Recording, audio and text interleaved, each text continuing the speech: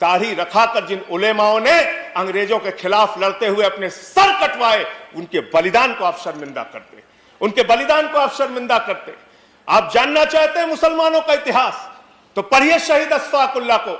जब फैजाबाद की जेल में उनको फांसी के फंदे पर ले जाया जा रहा था, उनसे पूछा गया आपकी कोई अंतिम इच्छा, तो उन्होंने कहा कुछ आरजू नहीं है, बस आरजू है इतनी, रख दे जरा से कोई खाके वतन कफन पे। यह है मुसलमानों का इतिहास, पढ़ लेना। बहादुर शाह जफर के इतिहास को पढ़ लेना। उनके बेटों का सर कटवा के रंगून की जेल में उनके सामने रखा गया। मान्यवर पुलिस के, अंग्रेज के पुलिस अफसर जब बहादुर शाह जफर को गिरफ्तार करने के लिए आए थे, तो उनका मजाक उड़ाते हुए उन्होंने कहा उनका मजाक उड़ाते हुए कहा कि दमदमे में दम नहीं, अब खैर मांगो जान की, ऐ जफर ठंडी हुई शमशीर हिंदुस्तान की।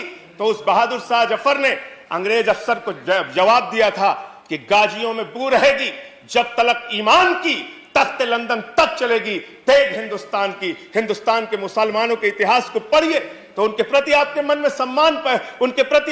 सम्मान पैदा होगा।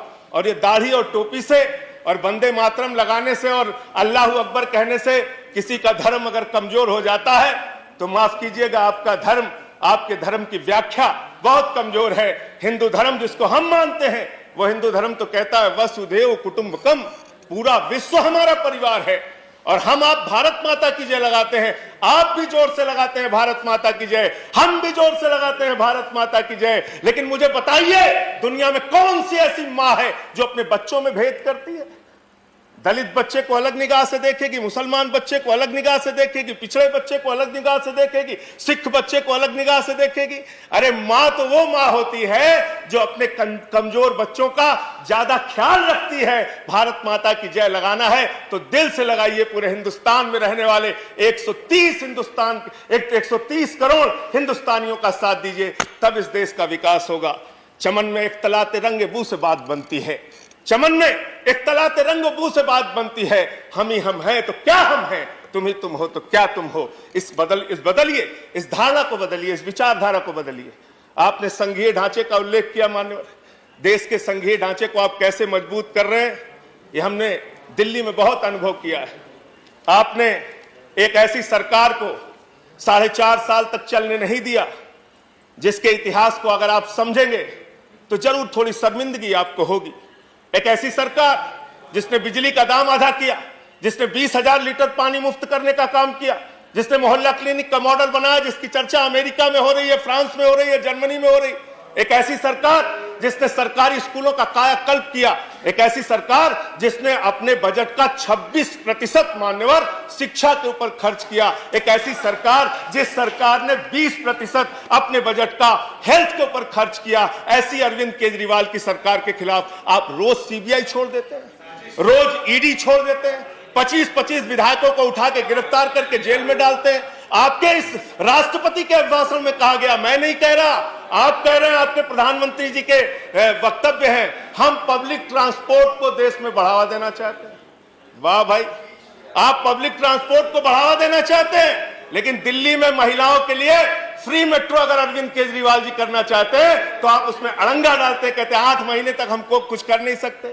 अरे फ्री मेट्रो से ट्रैफिक कम होगा, प्रदूषण कम होगा। जो मेट्रो घाटे में चल रही है उसको हम अपने पास से मुनाफे के बजट से पैसा देंगे, आपका लाभ होगा। इसलिए साथियों, इसलिए मान्यवर, मैं कहना चाहता हूं, जेट एयरवेज, जेट बेरोजगारी की बात अगर हम करें, जेट एयरवेज के हजारों एम्प्लॉय आपकी नीतियों के कारण बेरोजगारी की कगार पे पहुंच गए और अब तक 4 कर्मचारी उनके आत्महत्या कर चुके हैं। शिक्षा मित्र लाखों की संख्या में है, उत्तर प्रदेश में आंदोलन कर रहे हैं। प्रेरक शिक्षक लाखों की संख्या में है, पूरे देश के अंदर आंदोलन कर रहे हैं। मान्यवर, सबको 10-10, 12-12 मिनट दिया। आपका भी पूरा हो रहा है 10। साथियों, आपका 10 पूरा हो रहा है। मैं कहना चाहता हूं, किसानों के जमीन के अधिग्रहण का सवाल आया, यहां पे सदन में माननीय मंत्री जी ने बताया हम सबको मुआवजा दे रहे हैं। जौनपुर के क्षेत्र में, बुंदेलखंड के क्षेत्र में बहुत सारे लोगों को आज तक मुआवजा, किसानों की जमीन को ले लिया गया, मुआवजा नहीं दिया गया। बेरोजगारी के कारण नौजवान आत्महत्या कर रहा है। आप बड़े बड़े सीमा की सुरक्षा की दावे करते हैं, जवानों की सबसे ज्यादा शहादत आपकी सरकार के दौरान हुआ। किसान खेतों में मर रहा है, जवान सीमा पे मर रहा है, और आप यहां पर बड़े बड़े वादे, बड़ी बड़ी बातें कर रहे हैं। इसलिए मैं कहना चाहता हूं, आप इस देश के लोगों का ख्याल रखिए। देश को आगे लेकर अगर आप जाना चाहते हैं तो बड़े मन से आगे बढ़िए, बड़े मन से इस देश की व्यवस्था को आगे चलाने का काम कीजिए। आयुष्मान भारत की मान्यवर चर्चा हुई, वही करके खत्म करूंगा। आयुष्मान भारत की चर्चा आपने किया, कहा कि 50 करोड़ लोगों को हम लोगों ने स्वास्थ्य सेवा में 5-5 लाख रुपए का स्वास्थ्य के लिए बीमा योजना लागू देश के अंदर। Please conclude. अंतिम आयुष्मान भारत की सच्चाई क्या है मान्यवर? उस योजना में आपने इतनी शर्तें लागू कर दी कि अगर आपके घर में मोटरसाइकिल है तो आयुष्मान योजना का लाभ नहीं मिलेगा। अगर आप ठंडा पानी पीते हैं, फ्रिज आपके घर में है, तो आयुष्मान योजना का लाभ नहीं मिलेगा। 50,000 रुपए का अगर आपके पास